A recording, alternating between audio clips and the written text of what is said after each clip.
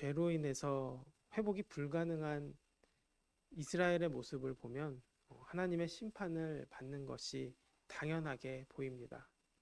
그들의 마음속에는 여전히 하나님이 계시지 않고 또 그러다 보니 하나님의 공의가 설 자리도 없었습니다. 여전히 자기중심적이었고 또 자기밖에 모르는 삶을 살았던 것입니다.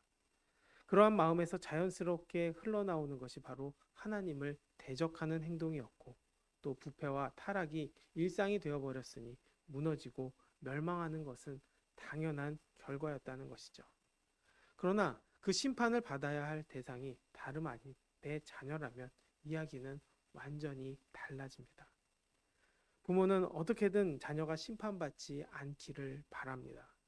돌이키고 회복하기를 반드시 원하고 간절히 원한다는 것이죠. 그래서 때로는 야단도 치고 또 때로는 강하게 윽박지르기도 하며 때로는 다독이며 달래기도 합니다. 또 희망 섞인 말도 건네기도 하는 것이죠. 하나님의 마음이 바로 이와 같다는 것입니다. 그렇기에 이 선지자를 통해 전해지는 하나님의 경고는 언뜻 보면 일관성이 없는 것처럼 보입니다. 어떨 때는 혼난다고 이야기하고 어떤 때는 망한다고 이야기하고 어떤 때는 돌아오라고 이야기하고 어떨 때는 너에게 좋은 미래가 있다라고 이야기하신 이유가 바로 여기 있는 것이죠. 결국 사랑하는 이를 향한 마음과 또 특히 부모의 마음은 다르다는 것을 우리는 보게 되는 것이죠. 죽이고 싶을 만큼 미울 때도 있지만 또 사랑하기에 내가 대신 죽더라도 자녀만큼은 잘 되기를 바라는 것이 바로 부모의 마음 아닙니까? 하나님께서는 이 사랑하는 마음을 가지고 계셨기 때문에 인간을 구원하시기로 작정하신 것이죠. 인간은 인간의 능력으로 결코 자신의 능력으로는 자신을 구원할 수 없습니다. 사실 하나님과 멀어지는 순간 구원받을 생각조차 하지 않죠.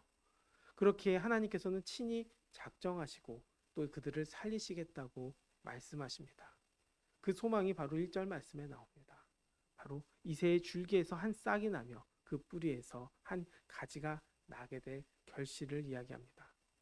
이는 예수 그리스도께서 이 땅에 태어나실 것과 또 그분을 통해 구원의 역사가 이루어질 것을 약속하신 말씀이죠. 결국 희망 없는 그들에게 희망을 허락하신 것이 바로 하나님의 사랑임을 보게 됩니다. 그런데 이상합니다. 다윗의 줄기가 아니라 오히려 그의 아버지 되는 이새를 언급했다는 게 조금 이상하죠. 그러나 이 안에 뜻이 있습니다.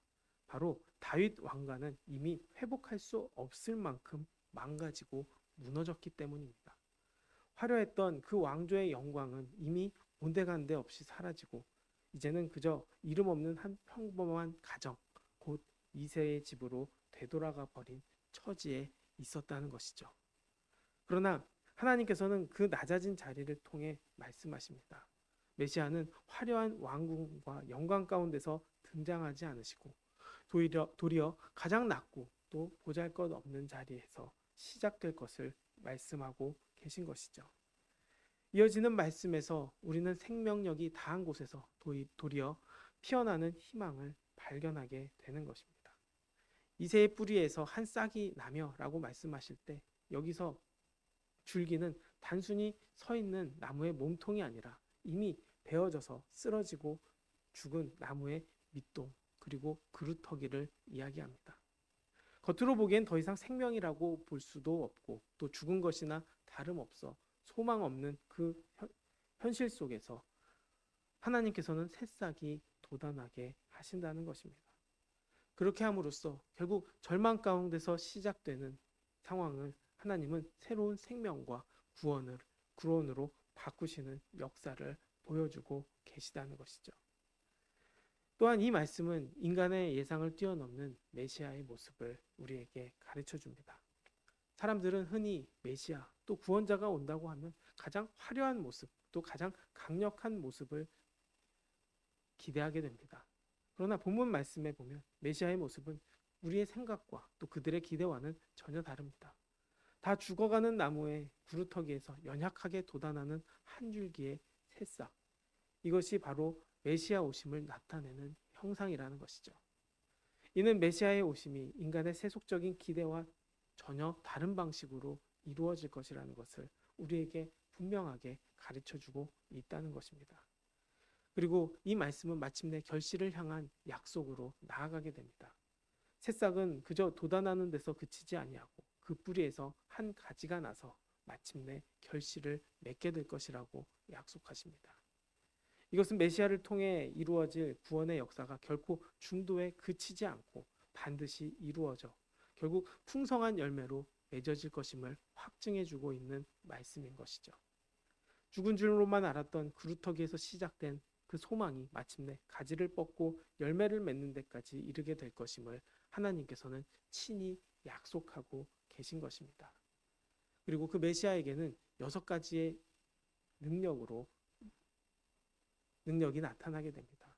먼저 지혜의 영과 총명의 영이 함께하여서 보이지 않는 본질과 드러난 현상을 온전하게 분별하게 하시고 또 모략의 영과 재능의 영이 더해져서 사람들의 어려움을 합당한 답을 주실 뿐만 아니라 그것을 실제로 이루어내십니다. 또한 지식의 영은 세상 지식이 아니라 바로 하나님을 아는 지식으로 삶의 근본을 변화시키는 힘이 되고 또 마지막으로 여호와를 경외하는 영이 임하여서 이는 두려움이 아니라 바로 하나님을 향한 깊은 사랑에서 우러러 나오는 거룩한 존중을 깨닫게 되는 것이죠. 메시아는 이 여호와의 경외함을 삶으로 가장 즐거움으로 삼는 존재라는 것을 보게 됩니다. 그리고 세상 사람들처럼 보이는 대로 들리는 대로 심판하지 않습니다. 사람들은 겉으로 또 겉모습과 표면적인 말로 사람을 판단하다 화를 자초하게 되지만 메시아는 이러한 인간의 한계를 뛰어넘으십니다. 그 판단의 기준은 여호와를 경외하며 또 자신의 즐거움으로 삼으신 메시아는 결국 지혜와 총명과 모략의 영으로 겉으로 드러나지 않는 마음의 생각과 침묵 속 절규까지도 헤아리시는 깊은 통찰력으로 세상의 공의와 정직으로 다스리게 된다는 것을 우리는 알게 되는 것이죠. 메시아는 결국 공의와 정직으로 이 땅을 다스리시며 힘없고 가난한 자들의 편에 서서 그들의 형편을 온전히 살펴주시고 또 바로 잡아주십니다. 그 결과 적대관계가 사라진 참된 평화의 상태를 이루게 됩니다. 이리와 어린 양, 표범과 어린 염소가 함께 지내고 또 어린아이가 맹수를 이끌 만큼 자연계가 화해합니다. 독사굴에 손을 넣어도 해를 입지 않는 완전한 안전이 임하게 됩니다. 이 모든 변화의 근원은 결국 여호와를 아는 지식이 세상에 충만해졌으므로 결국 하나님을 참으로 알므로써 사람의 성품과 삶이 근본적으로 변화되는 데 있습니다. 이는 흩어진 자들이 다시 하나로 모이는 온전한 회복으로까지 이어집니다. 결국 메시아의 통치란 망가진 인간성이 회복되고 또 서로를 향한 복수와 미움이 완전히 사라지며 그 자리에 하나님의 공의와 성실이 다스리는 새로운 질서가 세워지는 과정임을 우리는 보게 됩니다. 죽은 것 같은 구루터기에서 돋아난 그 언약의 새싹이 결국에는 온 세상을 뒤덮는 평화와 회복의 열매로 자라나게 되는 것이죠. 이처럼 메시아를 통해 온 세상의 참된 평화와 회복을 누리게 되는 그 중심에는 결국 메시아께서 친히 만민의 기치로 서 계시기 때문입니다. 여기서 기치란 장대 높이 솟아올린 깃발, 곧 모든 사람들이 멀리서 보고 바라보고 그리로 모여드는 표대를 가리킵니다. 이는 메시아께서 모든 인류가 우러러보고 따라가야 할 유일한 기준이자 절대적 상징임을 이야기하는 것이죠. 그리스도인들은 세상에서 성공했다고 여겨지는 사람이나 또 재능이 뛰어난 사람을 삶의 기준으로 삼아서는 안 된다는 것을 보게 됩니다. 오직 메시아만을 삶의 참된 지표로 삼고 살아가야 하는 것이죠. 교회도 마찬가지 아니겠습니까? 결국 우리는 각자 다르지만 한 곳을 바라보는 사람들입니다. 바로 하나님, 예수 그리스도를 바라보는 자들이죠. 하나님을 바라봄으로 결국 하나님의 마음을 깨닫고 하나님의 뜻으로 나아가는 것. 이것이 바로 진정한 교회됨 아니겠습니까? 결국 이 땅에서 또 교회가 하나님 나라를 이룬다는 것 역시 우리가 하나님 한 분 바라봄으로, 또 예수 그리스도 한 분 바라봄으로, 성령님의 역사를 바라봄으로 하나 된다는 것을 우리는 보게 되는 것이죠. 그것이 바로 하나님이 원하시는 믿음과 은혜의 자리이자 또 구원의 자리이자 하나님의 나라를 이루어가는 놀라운 축복의 자리가 되는 것입니다. 결국 메시아가 만민의 기치로 세워질 때 이스라엘 백성뿐만 아니라 바로 온 열방, 곧 모든 민족이 그분이 구심점이 되어 돌아오게 된다는 것이죠. 이는 메시아를 통한 구원이 특정 민족에게만 국한되지 않고 또 온 세계를 향해 활짝 열려 있다는 것을 우리가 보게 되는 것입니다. 결국 만민의 기치로 서신 메시아가 거하는 그곳은 하나님의 영광으로 가득 차 회복시키고 또 영화롭게 될 것이라는 것입니다. 이는 사방으로 흩어졌던 자들이 다시금 모여들고 또 깨어졌던 공동체가 온전히 회복되는 승리의 상징이 됩니다. 결국 메시아께서 만민의 기치가 되신다는 것은 그분이 온 세상적 영적 중심이 되시고 모든 가치 판단의 표준이 되셔서 흩어지고 방황하는 인류를 다시 하나님께로 이끌어 가신다는 것입니다.